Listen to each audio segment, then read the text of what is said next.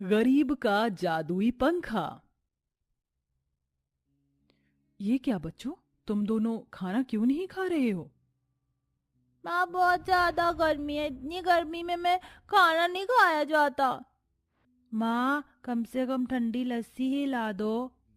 बच्चों, मैं आज लस्सी लेने के लिए गया था, लेकिन इस बढ़ती गर्मी की वजह से लस्सी के दाम आसमान छू रहे हैं। इस गर्मी ने तो नाक में दम कर दिया है। 2 मिनट अगर मैं क्या, निकिता पूरे के पूरे कपड़े पसीने से लथपथ हो जाते हैं। बाबा, बाबा आप घर में पंखा लगा दो ना। मेरे सभी दोस्तों के घरों में कूलर, पंखा, एसी सब कुछ है, लेकिन हमारे घर में एक पंखा तक नहीं है।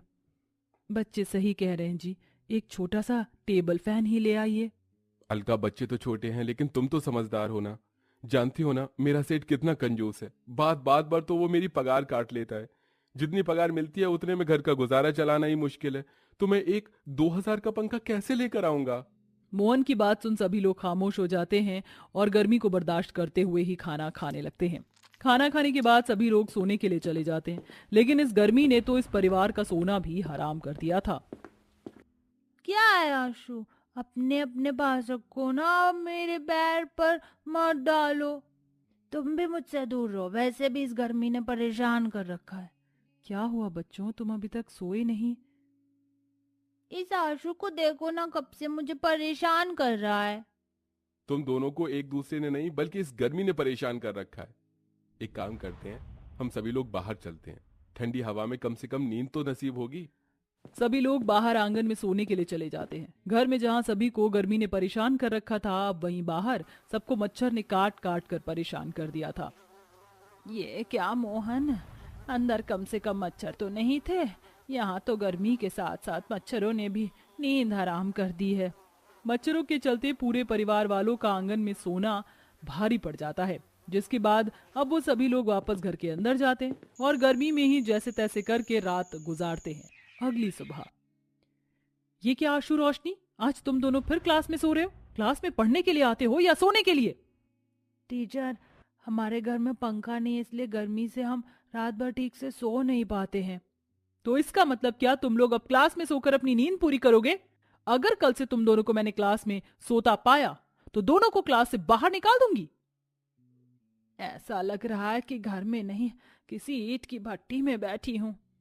हाँ माँ जी, पूरा घर आग की भट्टी की तरह तप रहा है। ना जाने ये सूर्य देवता किस बात का हम गरीबों पर अपना प्रकोप निकाल रहे हैं।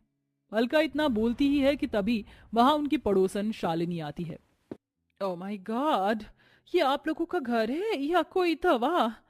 यहाँ कितनी ज्यादा गर्मी है। यहाँ आप लोग इतनी गर्मी में कैसे रह लेते हैं? मेरे घर में तो हर एक कमरे में एसी लगा हुआ है, मानो जैसे मेरा घर हो दूसरा शिमला हो। वैसे अलका, अगर तुम मेरे घर में नौकरानी का काम करोगी तो मैं तुम्हें ठीक ठाक तनख्वाह दे दिया करूंगी। क्या पता तुम उन पैसों से अपने घर के लिए पंखा ही खरीद लाओ। शालिनी, तुम्हें अपने पैसों का रौब जमाने के अलावा कुछ आता नहीं है क्या? तुम्हारे घर में नौकरानी बनने से अच्छा है कि मैं और मेरा परिवार गर्मी में ही मर जाएं। अलका का ऐसे जवाब सुन शालिनी मुंह बनाकर वहां से चली जाती है। वहीं दूसरी तरफ। अरे ओ कामचोर, तुझे यहाँ में लकड़ी के फर्नीचर बनाने के लिए रखा है या आराम से बैठकर इस पंखे की हवा को खाने के लिए?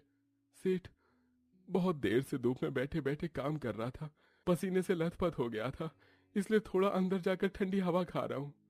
ये पंखा क्या मैंने तुम कारीगरों के लिए लगाया है जो ये मुफ्त में बैठकर हवा खा रहे हो? जाओ जाकर अपना काम करो। सेठ का गुस्सा देख बेचारा मोहन आगे कुछ नहीं बोलता और जाकर फर्नीचर बनाने में लग जाता है। वक्त गुजरता रहता है, लेकिन इस पूरे परिवार पर गर्मी का कहर कहीं नहीं रुकता। हे भगवान, माँ जी आपका बदन तो बिल्कुल आग की तरह तप रहा है। बहू, एक गिलास मुझे ठंडा पानी पिला दे, वरना मैं तो इस गर्मी में ही मर जाऊंगी। अलका भागी भागी मटके से पानी लेने के लिए जाती है, लेकिन गर्मी में तो मटके का पानी भी बिल्कुल खौल रहा था। अपनी माँ की बिगड़ती हालत देख मोहन नजदीकी सरकारी अस्पताल से डॉक्टर को घर पर बुलाता है। गर्मी के चलते इनके शरीर पर दाने निकल आए हैं। आप इन्हें कूलर या एसी की ठंडी हवा में रखिए, वरना इनके ये दाने वक्त के साथ बढ़ते जाएंगे। डॉक्टर साहब, हम गरीब मजदूर लोग हैं, ऐसे में एसी और कूलर जैसी महंगी चीजों का इंतजाम कहाँ से करेंगे? देखिए, मैं आपके हालात समझ सकता हूँ, लेकिन कम से कम आप उनके लिए पंखे का तो इस्तेमाल कर ही सकते हैं ना। वरना कल को इनकी हालत और खराब हो सकती है। डॉक्टर की बात सुन मोहन बहुत ज्यादा परेशान हो जाता है। अपनी सास की हालत देख अलका को ना चाहते हुए भी अब शालिनी के घर में नौकरानी का काम करना पड़ता है। वहीं मोहन दिन रात पंखे को लेकर परेशान रहता है। हे भगवान, अब मैं पंखे का इंतजाम कैसे करूंगा? कम से कम 1000-1500 का तो पंखा आएगा, और सेठ तो मुझे पैसे देंगे नहीं। ये सोचते हुए मोहन लकड़ी का सोफा बना रहा होता है कि तभी उस लकड़ी के सोफे को देख मोहन के मन में एक ख्याल आता है। मैं पंखा खरीद नहीं सकता तो क्या हुआ, बना तो सकता हूँ। मैं लकड़ी का पंखा बनाऊंगा और कबाड़ी वाले की दुकान से सस्ते दामों में मोटर खरीद कर उसमें लगा दूंगा। ज्यादा नहीं, थोड़े दिन तो लकड़ी का पंखा चलेगा ही ना। मोहन अपनी कुल्हाड़ी उठाता है और पास वाले जंगल में ही अब अपना लकड़ी का पंखा बनाने के लिए निकल जाता है। सारा जंगल ढूंढ लिया, लेकिन कोई भी लकड़ी मुझे ढंग की नहीं मिली। सारी की सारी लकड़ियां बेकार हैं। मोहन इतना बोल ही रहा होता है कि तभी उसकी नजर एक बड़े से पेड़ पर जाती है, जो दिखने में भी बहुत बड़ा, सुंदर और उसकी लकड़ियां काफी ज्यादा मजबूत होती हैं। ये पेड़ पंखा बनाने के लिए बिल्कुल सही है। मोहन कुल्हाड़ी उठाकर जैसे ही उस पेड़ को काटने जाता है कि तभी उस पेड़ के अंदर से यह आवाज आती है। रुको, मुझे मत काटो। हे भगवान, ये क्या? ये पेड़ तो बोल सकता है। हाँ, क्योंकि मैं इस वन का राजा हूँ और मेरे पास कई जादुई शक्तियाँ हैं। मैं तुम्हारी अपनी जादुई शक्तियों से मदद कर सकता हूँ। बताओ, तुम्हें क्या चाहिए? मुझे आपसे कुछ ज्यादा नहीं, बस एक पंखा चाहिए। अगर मैं जल्द से जल्द अपने घर पर पंखा नहीं लेकर गया तो मेरी माँ की हालत और खराब हो जाएगी। बस इतनी सी बात? इतना कहते ही वो पेड़ अपनी जादुई शक्तियों से मोहन को कुछ लकड़ियां देता है। ये लो, ये जादुई लकड़ियां हैं। इस जादुई लकड़ी से जब तुम पंखा बनाकर अपने घर में लगाओगे तो इसकी हवा किसी ऐसे एसी कूलर से ज्यादा ठंडी होगी, और ये जादुई लकड़ी का पंखा तुम्हारी किस्मत भी बदल देगा। मोहन जादुई लकड़ियों को घर लेकर आता है और उससे कुछ घंटे में एक लकड़ी का पंखा बनकर तैयार कर देता है और उसे छत पर टांग देता है। मोहन जैसे ही जादुई पंखे को चलाता है तो उसके अंदर से ठंडी ठंडी हवाएं आने लगती हैं। अरे वाह पापा, ऐसा लग रहा है कि जैसे आपने एसी लगा दिया हो। कितनी ठंडी ठंडी हवा आ रही है इसमें से। आशु इतना बोलता ही है कि तभी उस जादुई लकड़ी के पंखे की एक पंखुड़ी के अंदर से सोने के सिक्के, एक पंखुड़ी के अंदर से चांदी के सिक्के और एक पंखुड़ी के अंदर से नोट गिरने लगती है, जिसे देख वो सभी लोग हैरान हो जाते हैं। हे भगवान, ये क्या? ये इस पंखे के अंदर से ये सोना चांदी कैसे गिर रहे हैं? क्योंकि मैं एक जादुई पंखा हूँ, इसलिए तुम लोग जब भी मेरे से कुछ मांगोगे मैं वो तुम्हें दे दूंगा।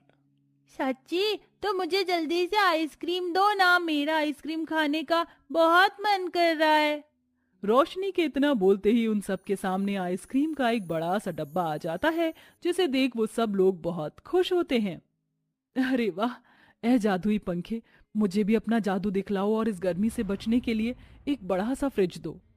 अलका के इतना बोलते ही वो जादुई पंखा अलका के सामने एक बड़ा सा फ्रिज हाजिर कर देता है, जिसे देख अलका बहुत ज्यादा खुश होती है और अब सब बारी बारी जादुई पंखे से कभी ठंडा शरबत तो कभी नए कपड़े तो कभी आइसक्रीम मांग रहा होता है। अलका, अब मुझे यकीन हो गया है कि भगवान के घर देर है अंधेर नहीं। हम भले ही इतने दिनों तक गर्मी से तड़प रहे थे, लेकिन अब भगवान ने इस गर्मी से छुटकारा दिलाने के साथ साथ हमारी जिंदगी को भी बदल के रख दिया है। वो तो है जी, लेकिन एक गरीब की मजबूरी तो एक दूसरा गरीब समझ सकता है। हमारे गांव में ऐसे घर हैं जहां पर पंखा नहीं है और इस गर्मी में बिना पंखे के जिंदगी कैसी गुजरती है, ये तो हम भली भांति जानते हैं। मैं सोच रही थी जैसे उस जादुई लकड़ी से आपने हमारे लिए ये जादुई पंखा बनाया है, वैसे ही आप उन लोगों के लिए भी जादुई पंखा बनाएं और उनकी मदद कीजिए। भगवान ने हमारी मदद की है और हमें दूसरों की मदद के काबिल भी बनाया है। अलका, तुमने तो मुझे बहुत अच्छी तरकीब बताई है। मोहन वापस उस वन देवता के पेड़ के पास जाता है और उससे ढेर सारी जादुई लकड़ी मांगता है और अब मोहन उन लकड़ियों से काफी सारे जादुई पंखे बनाता है और एक छोटी सी दुकान खोलकर लोगों को बेचना शुरू कर देता है। बेटा, ये पंखा कितने का है? बाबा, ये तो मुफ्त है, आपको इसके लिए पैसे देने की कोई जरूरत नहीं है।